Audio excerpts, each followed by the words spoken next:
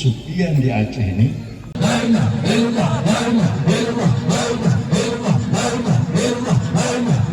Kekuatan Islam adalah pada akhlak. Kalau akhlak itu sudah ada, berarti Islam itu sudah kuat. Bismillahirrahmanirrahim. Kami pemuda-pemudi, pecinta Tauhid Tasawuf Aceh Barat, berikrar kami siap mendukung kegiatan-kegiatan Majelis Pengkajian Tauhid Tasawuf dimanapun dan kapanpun. Dua, kami siap mensyiarkan ajaran Tauhid Tasawuf dan Tauhid Sufi kemanapun. Tiga, kami siap berjuang untuk Majelis Pengkajian Tauhid Tasawuf dan untuk Abuya Syeikh H.amran Waly Al-Khalidi.